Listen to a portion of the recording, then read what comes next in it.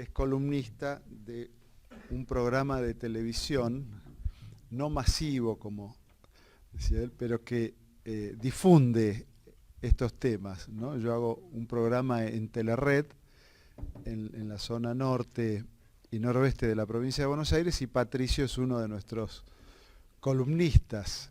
Por eso cuando me dijo que hoy tenía que dar una charla acá, yo con todo gusto se los presento.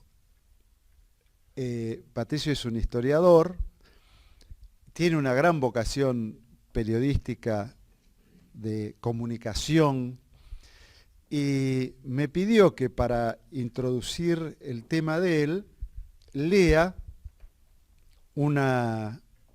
este es un fragmento de una comunicación que Robert Lem, es un hispanista pero profesor de la Universidad de Ámsterdam, nos mandó, no sé de dónde lo sacó, pero bueno, es interesante. Dice: con un saludo a los argentinos, les dejo mi pensamiento sobre España, dice este holandés.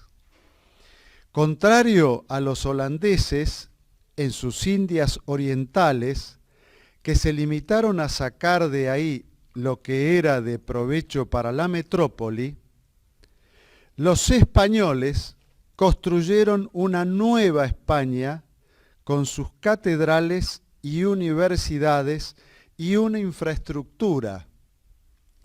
Los españoles se mezclaron con los nativos y así iba surgiendo el mestizaje. Los holandeses, al contrario, iban con sus mujeres a las Indias y a América y se quedaron separados de los indígenas que, según ellos, no tenían alma. Y por consiguiente, no se preocuparon de bautizarlos. Los ingleses no diferían en eso de los holandeses. Sus intereses eran exclusivamente comerciales. No iban a civilizar, sino a explotar. No tenían los holandeses colonias, sino lo que se llama en holandés, y es un término bastante complicado, dice Wingewestern, término intraducible y que quiere decir algo como lugares para sacar ganancias. Con este mensaje de este profesor holandés, Patricio Lons va a hablar sobre la secesión indigenista en 2016 y secesión revolucionaria en 1816, una lógica que lleva 2 siglos. Muchas gracias.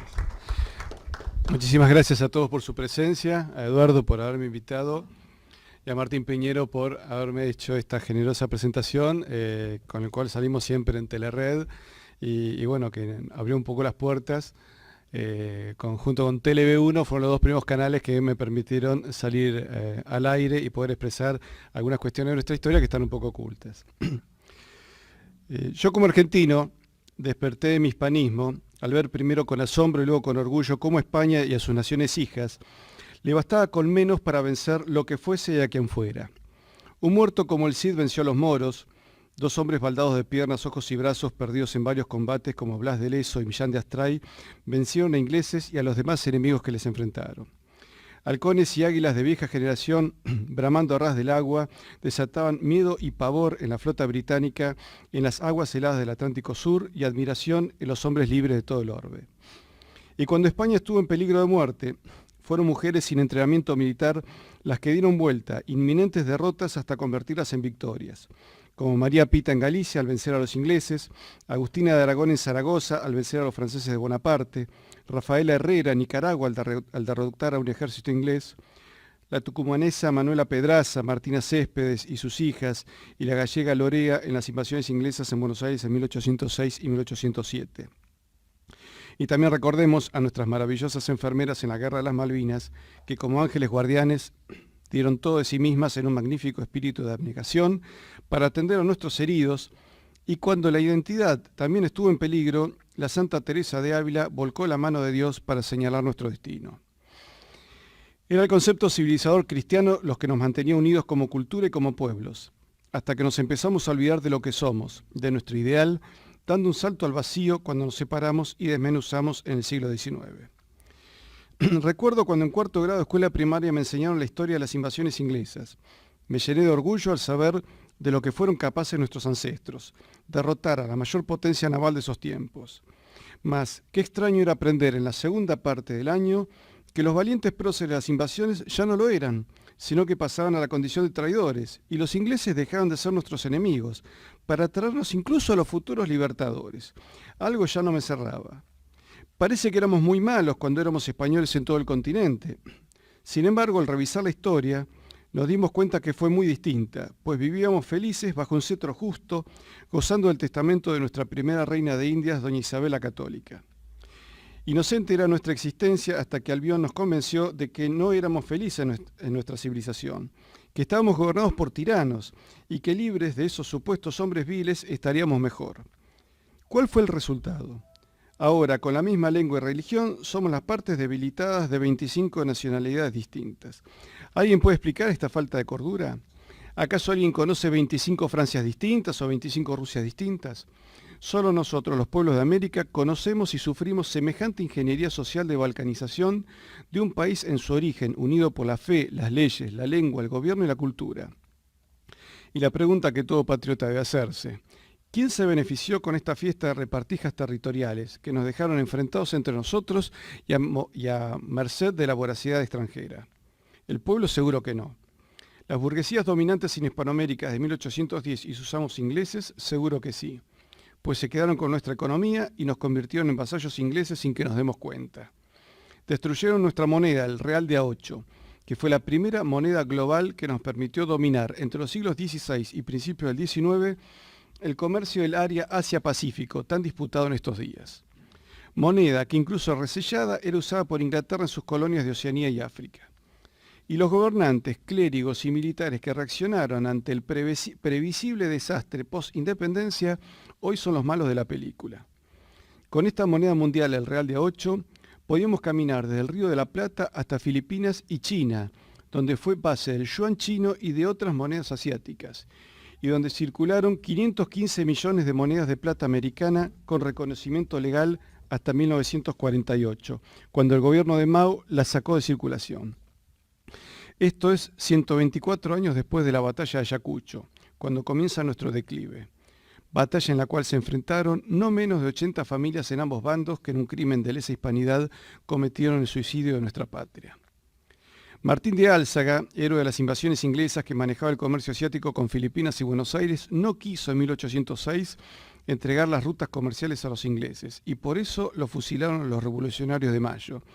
Y así perdimos todo nuestro comercio con Asia, que entre los siglos XVI y XIX hizo que las economías de China e Hispanoamérica fuesen complementarias gracias a la fortaleza de nuestra moneda.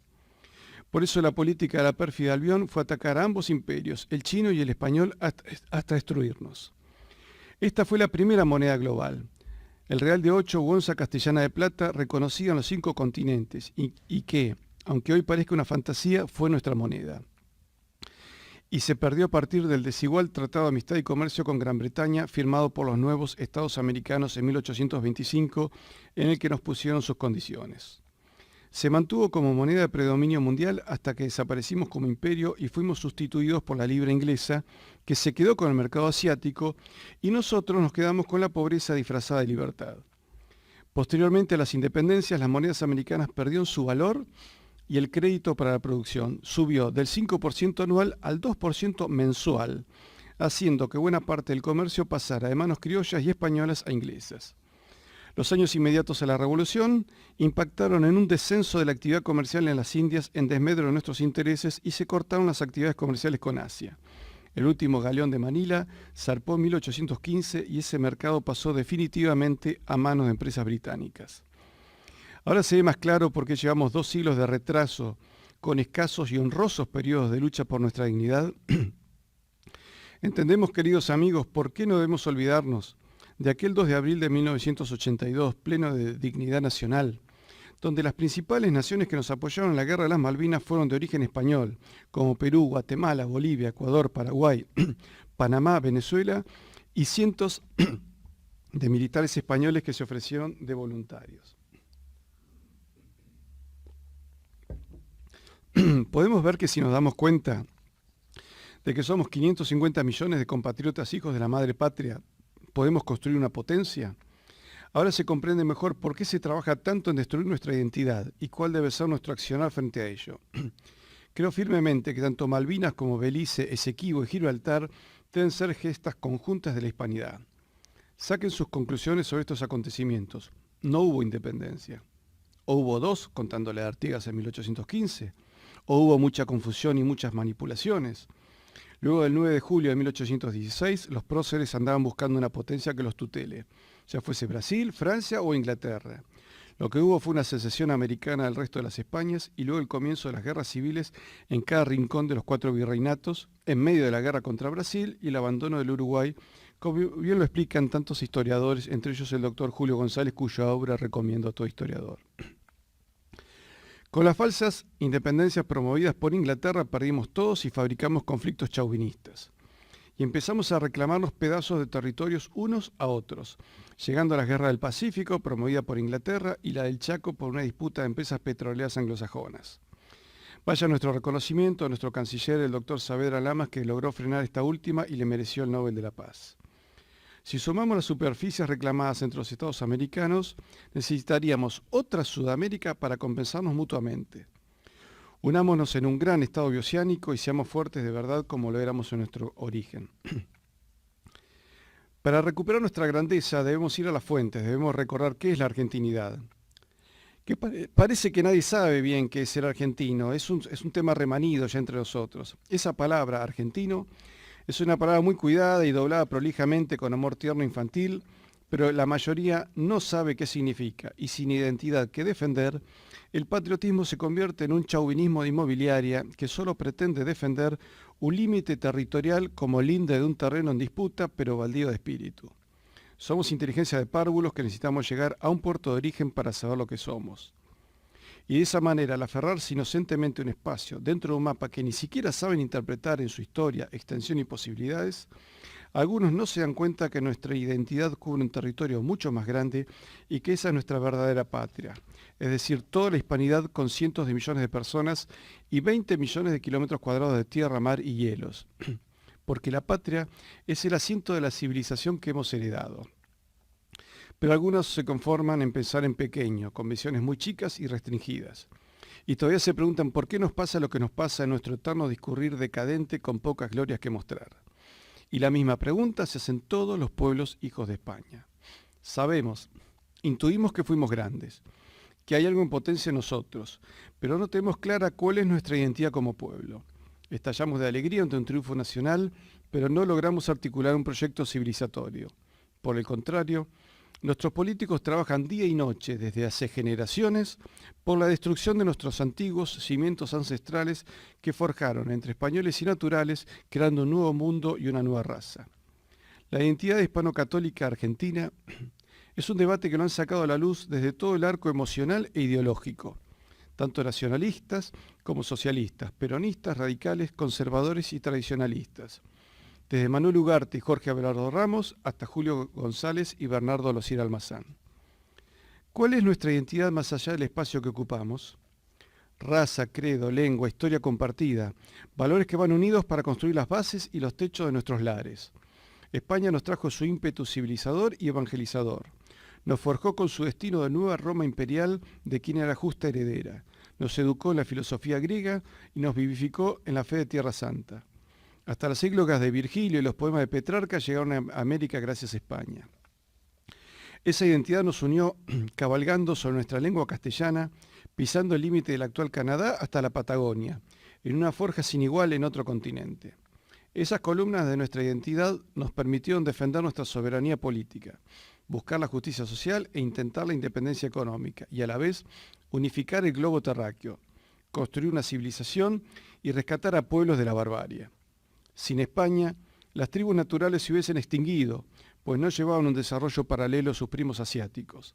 Están en un punto de decadencia y con la pirámide poblacional severamente invertida o en riesgo ya de tal condición. Había tribus cuyo promedio de edad era de 16 años.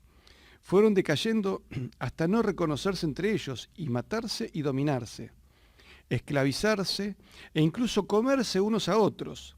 Ya Fray Toribio de Benavides se encargó de desmentir en su tiempo a Fray Bartolomé Las Casas y la cuestión se zanjó en las controversias de Valladolid. Aquí solo habría quedado una tierra yerma de tribus dispersas que posiblemente hubiese sido ocupada por los británicos, quienes las habrían extinguido o esclavizado según interese de momento, como hicieron en Australia con sus naturales, hasta no dejar testigos de sus atrocidades.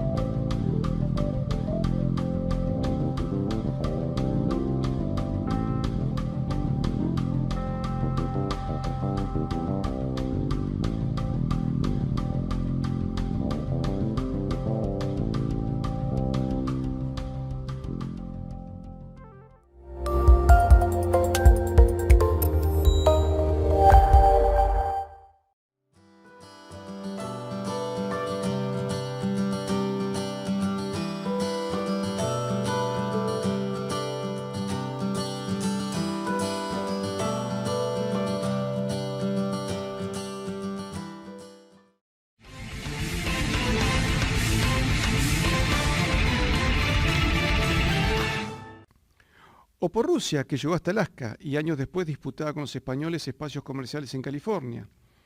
O por chinos, si los primeros que cruzaron por Bering o por mar hubiesen podido regresar a Asia. ¿Qué hubiese sido del Nuevo Mundo poblado por rusos, chinos, ingleses y sus socios holandeses? No lo sabremos nunca. Pero fue voluntad de Dios. Ese Dios pescador de almas e hijo de un carpintero pobre, aunque de sangre real y enemigo de la usura, que gracias a la América hispana, Occidente fuese católico y no pagano, ni ortodoxo ruso, ni mucho menos confucionista. La historia fue así, y en ese discurrir hubo hazañas, progresos y abusos, alegrías y desgracias, héroes y pusilánimes, generosos y avaros, santos y pecadores, como lo es la humanidad desde el pecado original. Disneylandia es solo un juego, en la realidad no existe, y las utopías nos alejan de lo bueno, no nos hacen caminar, sino retroceder, por lo general de manera sangrienta como lo demuestra la historia. Nuestro mundo nuevo no fue una utopía, fue una realidad efectiva.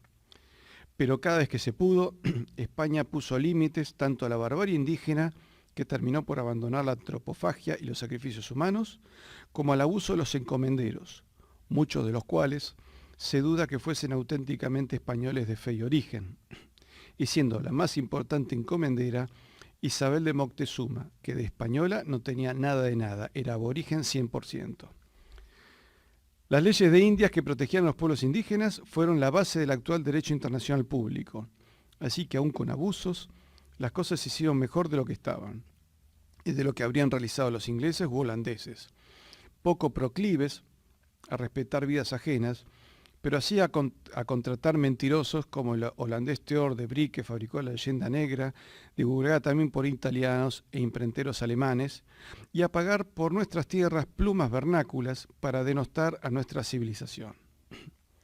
Justificar nuestro fracaso continental por nuestro nacimiento de hace 500 años es absolutamente pueril. ¿Acaso le reprochan hoy a Alemania y España a Italia el haber sido civilizados por Roma? ¿O le reprocha a dos Sicilias a España el haber pertenecido a la corona de Aragón? Claro que no. De esos periodos de su historia han sacado provecho para su adultez como naciones. Recordemos, estimados compatriotas, que los verdaderos abusos hacia los naturales provinieron de los revolucionarios que les quitaron las tierras a partir de mayo de 1810 en nombre de un igualitarismo que ellos no practicaron, sino que se enriquecieron sirviendo a Londres.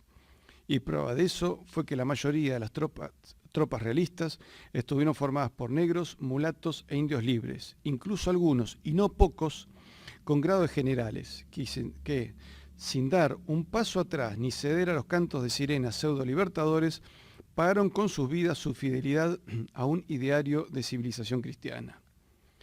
Veían en los revolucionarios a sus propios amos criollos, de cuyos abusos solo los amparaba la Iglesia y la corona. Es conocida la frase de Bolívar que decía: «¡Qué mala que es España, que no me deja tener esclavos!».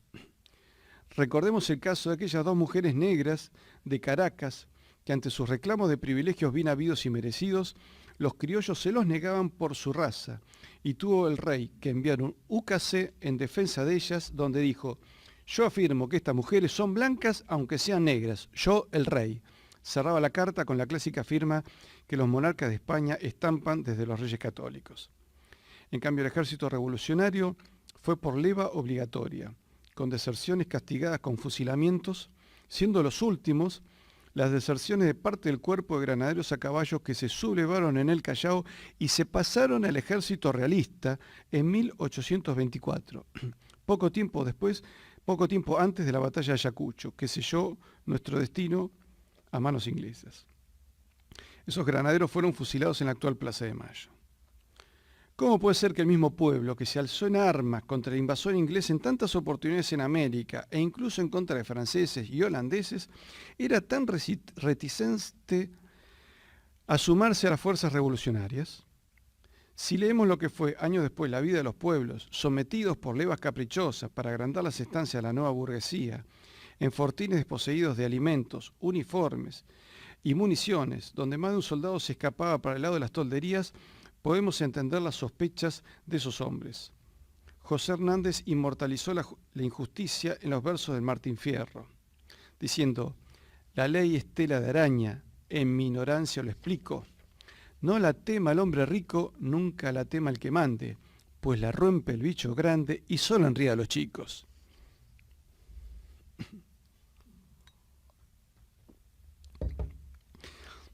Aquí el genocidio contra el indio comenzó a partir de 1810, a punto tal que la burguesía independentista uruguaya exterminó a los charrúas por 1830, llegando incluso a vender a sus últimos indios a un zoológico belga, donde el pueblo piadoso luchó por liberarlos y finalmente socorrerlos con éxito, quedándose en esas tierras lejanas donde sobrevivieron.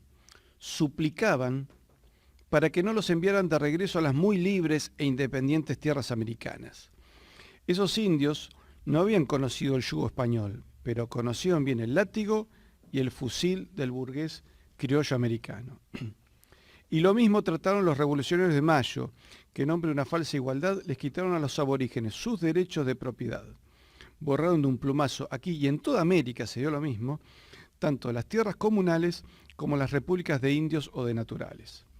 Todavía hoy en Ecuador se presentan reclamos de tierra con documentos firmados por Carlos III a favor de determinados indios. Por eso, y con justa razón, los aborígenes americanos lucharon en el ejército realista, llegando incluso a las más altas jerarquías militares. Los indios guajiros, varios caciques, incluso con grado de general como Agustín Agualongo, Nueva Granada, actual Colombia, en Perú el cacique Antonio Huachaca, en Venezuela el cacique Dionisio Cisneros, en Chile el cacique Vicente Benavides y luego los hermanos Pincheira, liderando a los últimos indios libres de la isla de Chiloé al sur de Chile. Todos ellos eran partidarios del rey, que les reconocía sus tierras y era custodio de sus libertades, y por eso se opusieron a la independencia.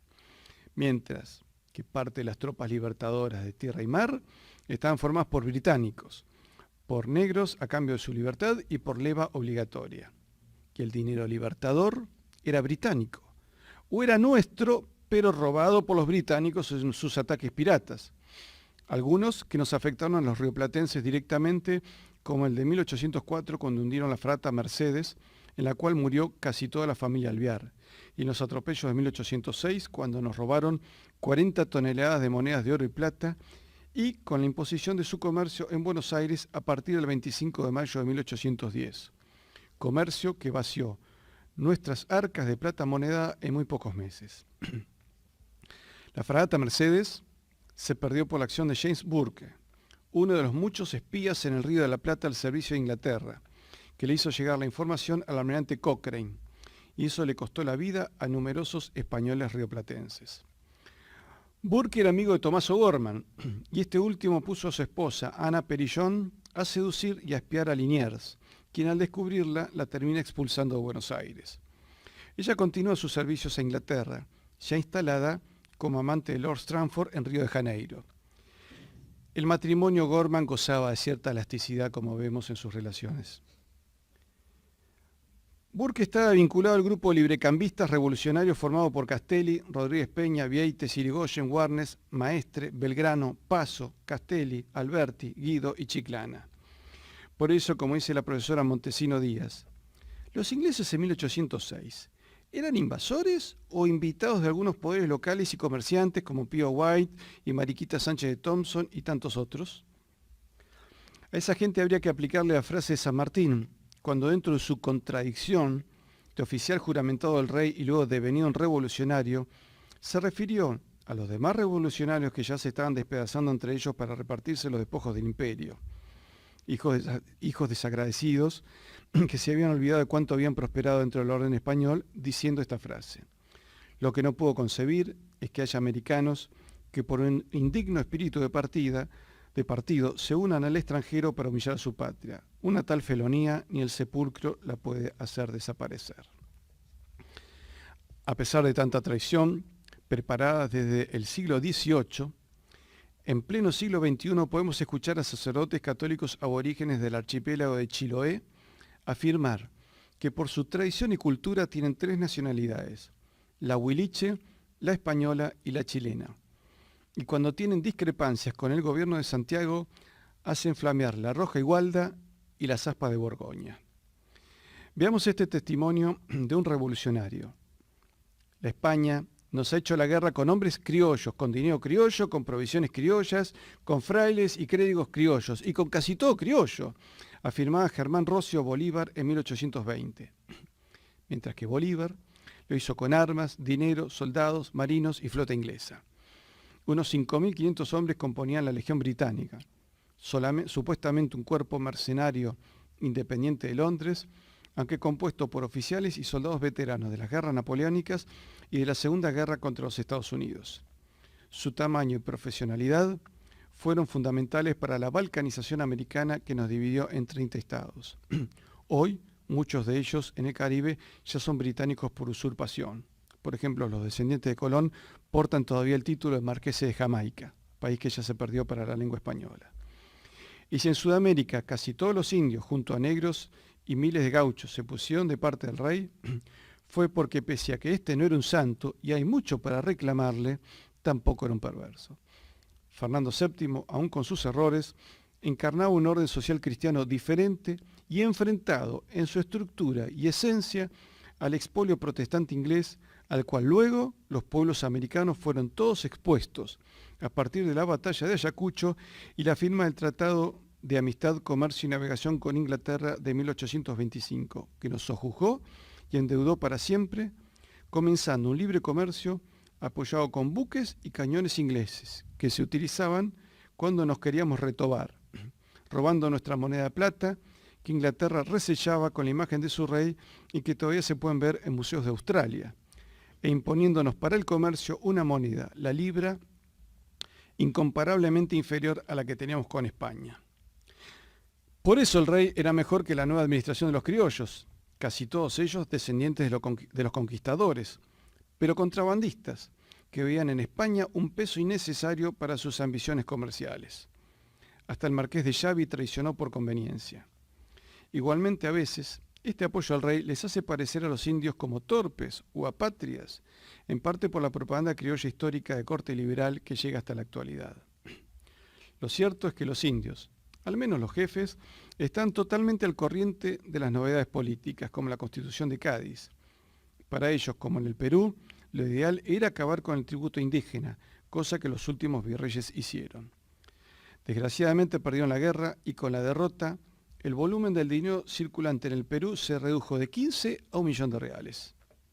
Su comercio pasó a manos británicas y acompañado de un continuo endeudamiento con la Banca de Londres, deuda que tuvo inicio con la gestión del protector del Perú, tras derrocar a las legítimas autoridades virreinales y de sojuzgar y expulsar al obispo de Lima en un acto considerado sacrílego, y el cercano gobierno de los nuevos criollos liberales fue absolutamente opresivo, diferente al ejercido con indulgencia por el monarca católico a miles de kilómetros de Madrid. Pero la historia la escriben los que ganan. La aparición de sacerdotes revolucionarios y de vida pública, privada, irreprochable, que en más de una oportunidad se ensañaban con sacerdotes y frailes piadosos y realistas, llegando a justiciarlos. La expulsión de obispos, el envenenamiento de opositores realistas como Monseñor Benito Luis Riega, y envenenamiento también de adversarios internos de la revolución, como el coronel José de Moldes, y la sustitución de comerciantes españoles por ingleses, es una constante que se da desde Buenos Aires hasta Nueva España, que hoy conocemos como México. En el caso de la República de El Salvador, la iglesia local y el gobierno llegaron a estar excomulgados por la Santa Sede. El Río de la Plata, y debido a su situación política, deja de ser en 1815 punto de destino para las mercancías que salen de los puertos peninsulares. Hasta ese año mantuvieron en el fuerte de Buenos Aires la roja igualda por apariencias. Nuestro comercio queda en manos británicas y comienza la puja entre las provincias y Buenos Aires. Algunos revolucionarios del interior ven cómo su producción se estanca al no poder pasar por el Alto Perú. Y por otra parte, al puerto de Buenos Aires solo le interesa libre comercio con Inglaterra y sin pensar en ninguna protección a nuestros talleres. El coronel Borges, al oponerse a esto, aún siendo independentista, termina fusilado por orden de Manuel Belgrano. Los soldados del regimiento Patricios, que vieron cómo se beneficiaba el regimiento Estrella de clara afiliación masónica, se levantan en armas en el motín de las Trenzas, rechazan el mando de Belgrano y también terminan fusilados. Nuestro héroe máximo, el general Santiago de Liniers, había sido fusilado en 1810 a manos de un piquete de fusileros ingleses por orden de la Junta de Mayo, de la cual formaban parte también don Manuel Belgrano. Luego, 2 años después de crear la bandera, ya en 1814, se presenta ante Carlos IV como vasallo de su majestad para ver si éste intercedía ante su hijo Fernando VII y así Buenos Aires podía volver a la casa del padre. La confusión parece que reinaba entre los revolucionarios y demostraba su amateurismo en los manejos de la política mundial. El Río de la Plata, Perú, México y todo el Caribe inicia un declive económico. A partir de 1820 y debido a la proliferación de naves corsarias de distinto origen operando en el Caribe, el Atlántico y el Pacífico, ambas márgenes del Atlántico se detienen radicalmente. Lord Cochrane, almirante británico al servicio de las autoridades independentistas chilenas, operó en el Pacífico Sur, evitando no solo el comercio con la península, sino también la llegada o salida de navíos de cabotaje entre los puertos españoles del Pacífico. Aquel almirante se llevó el tesoro peruano luego de transportar las tropas de San Martín desde Chile al Perú. Entre 1820 y 1825 se produce un recrudecimiento del conflicto que afectará dramáticamente al comercio, no solo de las Españas, de ambos lados del Atlántico, sino también de los territorios americanos con el resto del mundo. En cuanto a Simón Bolívar, ante la incertidumbre económica, trató de hacer efectivo su considerable capital en haciendas, casas y minas y trasladarlo a Inglaterra antes que explotarlo y desarrollarlo. Si el denominado libertador se muestra así optimista con el futuro económico de sus propiedades, ¿qué no serían capaces de pensar los criollos e indianos, que habiendo permanecido en América tras la independencia, veían los rumbos desatinados que tomaban las nuevas naciones? El capital generado por el comercio era invertido en la época española en industrias extractivas o en tierras productivas. Esto cambia radicalmente con la independencia. El capital se muestra en exceso prudente y la extracción minera prácticamente se detiene. Antes de la independencia, las diversas partes de la monarquía en América se complementaban.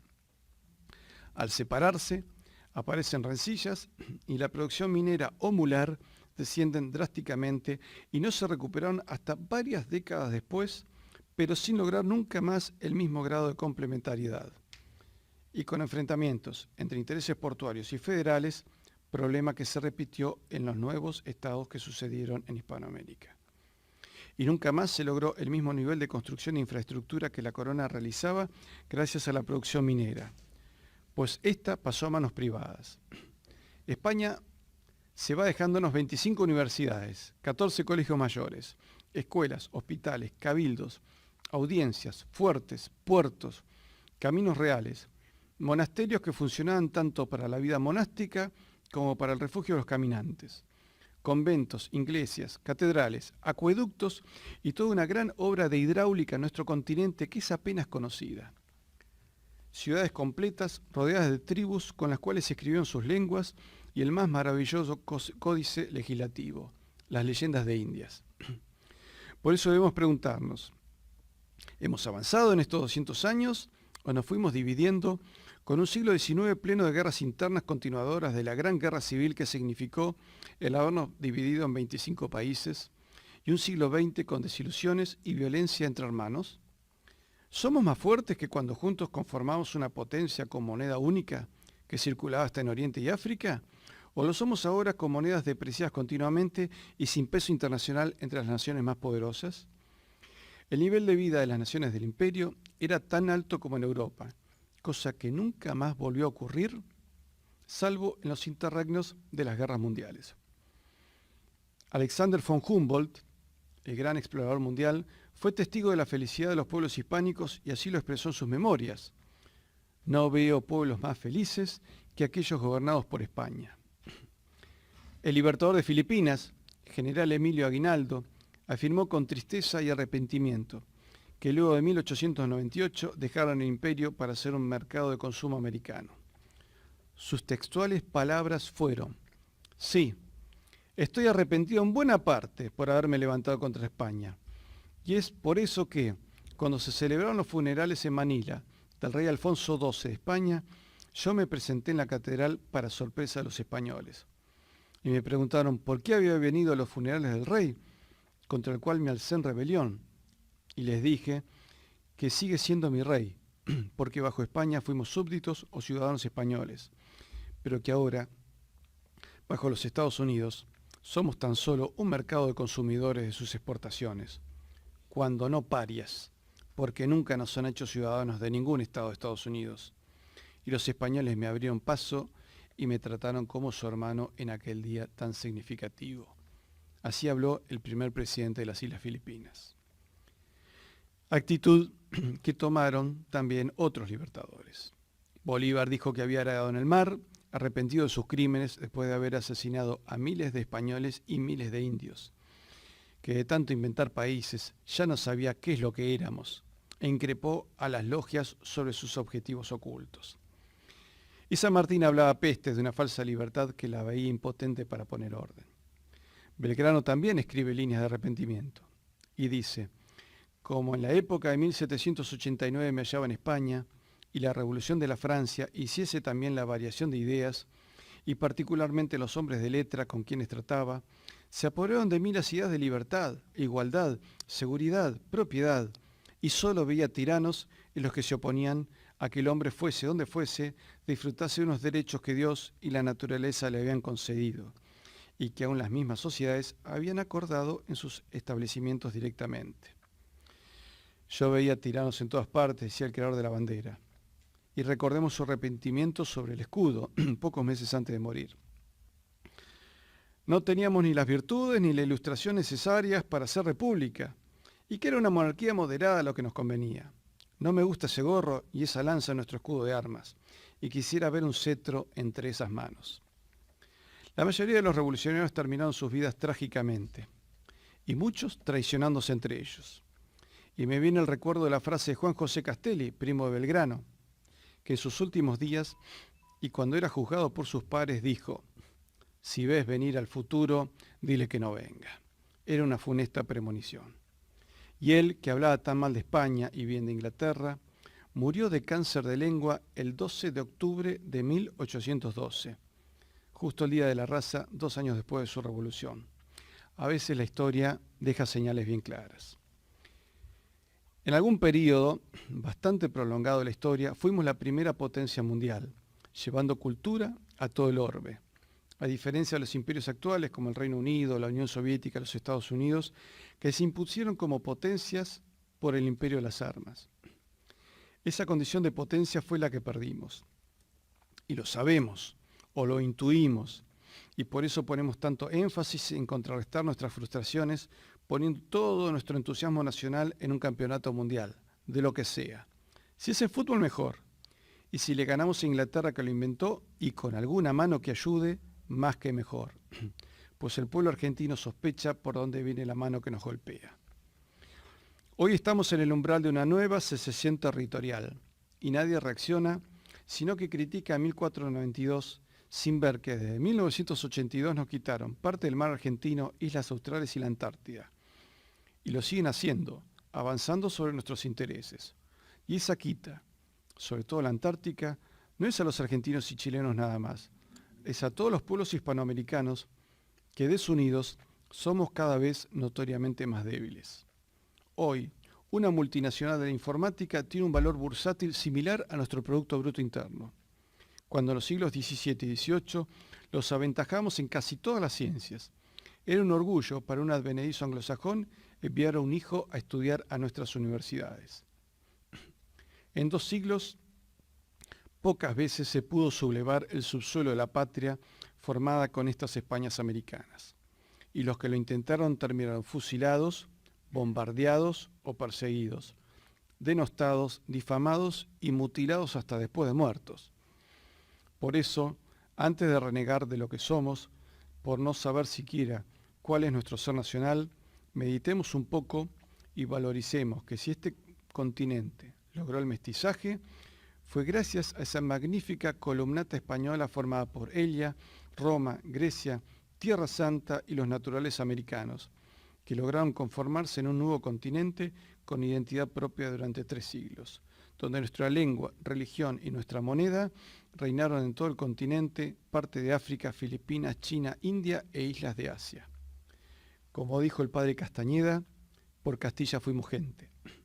Con ese espíritu nacimos y nos hicimos hidalgos, que, resumido, nos lo enseña el lema de la Cruz de Asturias que dice: ese signo te protege, bajo ese signo el enemigo vencido. Esos somos los argentinos, herederos de un imperio espiritual y terrenal a restaurar. Empezamos a perder nuestra identidad a partir de los sucesos secesionistas producidos entre 1810 y 1825, que nos llevó a la fragmentación, a enfrentamientos en un salto al vacío. Y del vacío ya no se salta a ningún lado.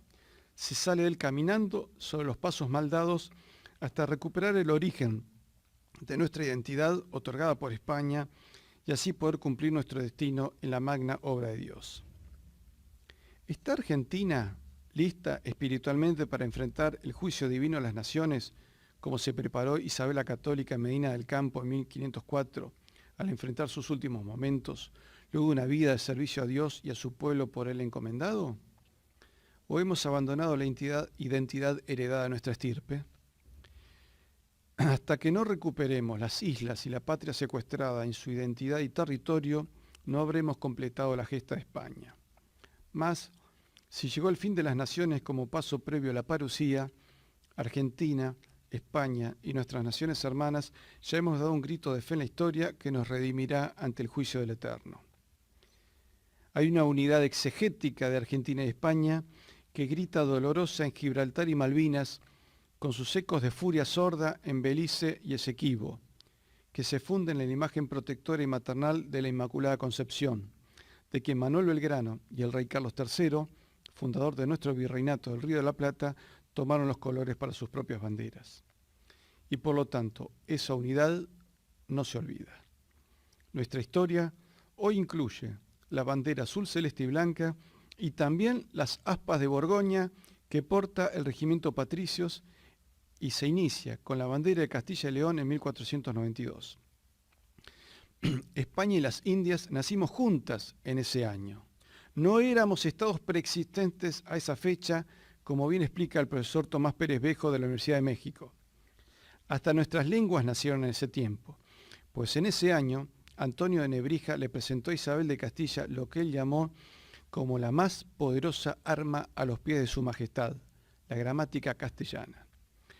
y a partir de la gesta del Nuevo Mundo, las lenguas de los nativos de este continente pasaron de orales a escritas, agregando verbos, palabras, sintaxis y pensamiento abstracto, profundo y religioso.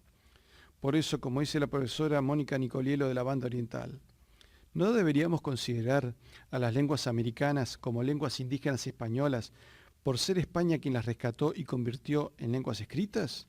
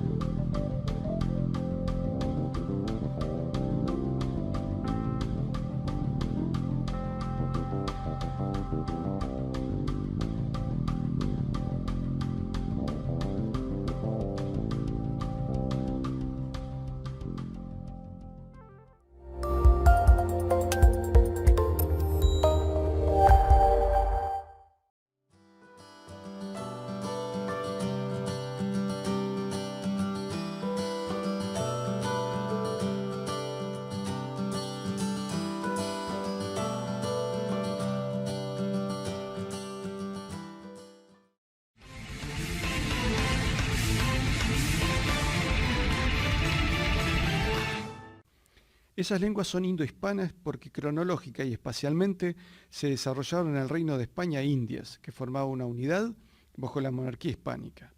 No existían como lenguas escritas antes del 1500. Se formaron al calor de la cultura española, que unificó dialectos, formando lenguas como el quechua, el nahuatl y el guaraní, que desde entonces han florecido y se han extendido y sobrevivido. Y las lenguas indígenas hicieron su aporte al castellano con numerosas palabras y convirtiéndolo en español al darle universalidad. Y me atrevo a agregar a los conceptos de la profesora Nicolielo que hoy, por la cantidad de hablantes, el español es una lengua americana que también se habla en Europa. Y con la lengua vino la fe y cambiaron hasta la estética de trascendencia. Los pueblos nativos describían a sus deidades como figuras animalescas que mostraban toda la fiereza de sus creencias y que se sostenían con la sangre de sus cautivos. En el siglo XV, algunas de estas tribus vivían en el Neolítico y su retraso científico era menor al de los griegos del siglo de Pericles. Y nuestras tribus pampas en el siglo XIX vivían en taperas cuando Roma, 17 siglos antes, había construido las termas de Caracalla. Cuando nuestro beato Seferino Namuncurá visitó la Capilla Sixtina durante el pontificado de San Pío X, pudo ver la distancia civilizatoria que todavía los separaba y dijo: quiero esto para mis hermanos araucanos. No quería la toldería para su gente, quería lo mejor para su raza. La empresa de unificar el globo, con escasos medios, poca información y muchas dificultades, en menos de medio siglo, solo se entienden las palabras esperanzadoras de José María Pemán, autor de la letra del himno de España, cuando dice: cuando hay que consumar la maravilla de alguna nueva hazaña, Dios estaba en un trono y los ángeles que están junto a su silla miran a Dios y piensan en España.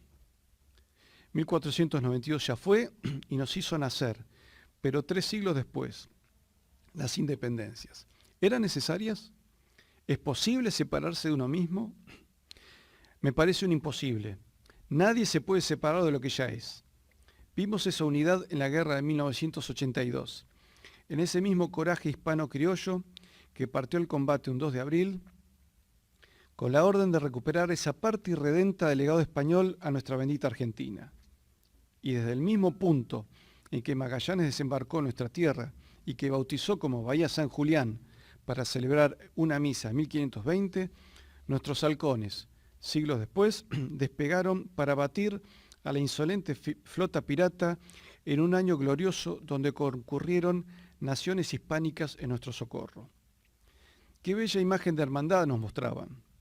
Y me llega a mi memoria la inmortal frase del teniente Esteves, héroe de la patria, que es una síntesis de lo que significa ser argentino, cuando en carta a su padre, antes de morir en combate, le escribe: «Papá, gracias por hacerme argentino, católico de sangre española», uniendo en esas palabras y en una misma gloria a la bandera argentina con las aspas de Borgoña.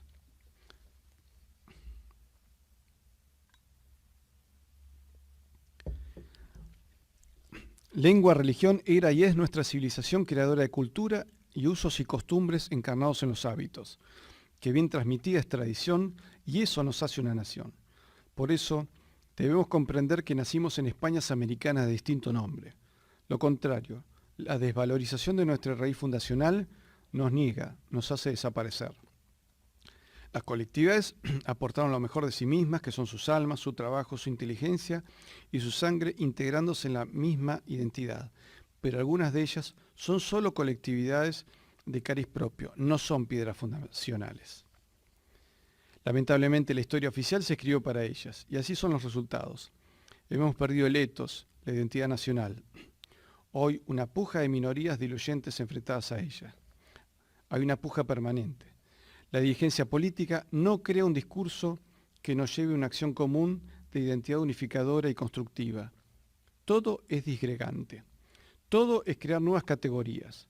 Esta dispersión se refleja en una falta de poetas nacionales que puedan describir una gloria actual. Y parece que nos desbarrancamos en un sistema cada vez más absolutista, donde toda opinión seria y la misma gesta del Atlántico Sur debe ser acallada. Pongamos manos a la obra para reconstruir la unidad de los pueblos hispánicos, que tenemos todo para no depender de nadie. Sin independencia económica no hay soberanía política ni habrá justicia social en América. Y para eso es necesario recuperar nuestra identidad. Podemos juntar las fuerzas de nuestros más de 20 estados, 600 millones de voluntades hispánicas unidas para hacer el bien y contra nadie. Tenemos la lengua más poderosa del mundo, la segunda en las redes sociales. Nuestros PBI unidos nos dan el cuarto lugar entre todas las economías. Y en el 2050 los Estados Unidos serán un estado bilingüe. Tenemos muchas posibilidades de reconstruir todo lo que nos une. Podemos ser optimistas y sin ser cínicos en las críticas. Rehacer desde nuestros inicios que portaron el arrojo de los adelantados y que los versos de una canción de Mocedades nos describía: de su capa hizo un poncho, de su guitarra un charango, de su tierra otra mar. Eres la otra España, la que huele a caña, tabaco y brea, la de piel dorada, la marinera. Versos donde se unen el ethos y el telus, la identidad y la tierra, allende y aquén de la mar océano. Esa reconstrucción es posible si lo hacemos con esperanza, pues como nos lo habló el ingenioso hidalgo Don Quijote de la Mancha en su enseñanza universal en aquella frase: como no estás experimentado en las cosas del mundo, todas las cosas que tienen algo de dificultad te parecen imposibles. Confía en el tiempo, que suele dar dulces salidas a muchas amargas dificultades. Nuestro único camino para salir de este atolladero histórico es reencontrar nuestras raíces que nos permitan volver a caminar en el sentido de un destino universal. Y para eso debemos convertirnos en custodios de lo sagrado, del tesoro de la manifestación trascendente de la historia. Hasta ahora, y desde hace 200 años, nos comportamos como entrañables hobbits, algo indolentes con nuestro camino, en un discurrir histórico acomodaticio, con una visión aldeana de la política. Y así no fue. Hemos llegado al pozo de la decadencia moral, sin aristocracia de pensamiento y sometidos a una dirigencia contumaz de un igualitarismo chato y aplastante de toda virtud y carente de todo espíritu de entrega. ¿Creemos poder sobrevivir así en un siglo donde las distintas corrientes religiosas, culturales y políticas van a jugarse a fondo por el dominio mundial? Tenemos una Patagonia desguarnecida y con secesionismo mapuche a ambos lados de la cordillera, manejado por Inglaterra en conveniencia de sus intereses, que por las dudas fortalecen su posición militar desde Malvinas. ¿Será nuestra Patagonia del sur de Chile moneda de cambio entre las potencias?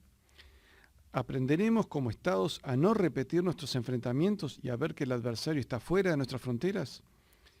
Y a los indigenistas les digo, los araucanos eligieron por sí mismos apoyar hace 2 siglos a las fuerzas de la resistencia realista. Decían, estamos en contra de los señoritos de Santiago. Y en época de Rosas, en conversaciones con Charles Darwin, estos le dijeron: usted nos ve pobre ahora, pero no era así cuando teníamos un rey. Lamentablemente, al perder, cruzaron la cordillera, pasó el tiempo y terminaron hostigando a tribus del Atlántico hasta expandir su propio imperio sin reconocer estado alguno, ni argentino ni chileno. Y hoy, bajo el neologismo de mapuches, sus descendientes son manipulados en un proyecto secesionista. Nos midieron el ataúd a los pueblos hispánicos en los siglos XVIII y XIX. Lo claveteaban bien fuerte al decir los ingleses que a partir de la independencia, si hacían las cosas bien, la América española sería de ellos. Propósito que cumplieron en 1833, 1845, 1930, 1955, 1982 y lo vuelven a hacer en el siglo XXI. Pues no solo nosotros perdimos numerosos territorios convertidos en nuevos países, sino que esos países nos perdieron a nosotros. España perdió a América y a Filipinas, y estas perdieron a España. Y ahora podemos perder mucho más. ¿Podremos revertir esta situación que comenzó allá por 1810? Sí, podemos sobrevivir y ganar. Pero si reaccionamos, como los hobbits de Tolkien ante la adversidad, que sacaron todo dentro de ellos mismos, se unieron, tomaron las riendas de su destino e impidieron que otros le sigan escribiendo su historia. Decidieron tomar los lápices del coraje y escribirla ellos mismos. Y tener la fuerza para decirle a cualquier opositor, como Alejandro Dumas en Los Tres Mosqueteros: sé que eres amable, pero más lo serás si no te metes conmigo. Nuestra historia es nuestra civilización cristiana. Si nos sostenemos de ella y nos paramos sobre ella, tendremos la visión que abarca más allá del horizonte.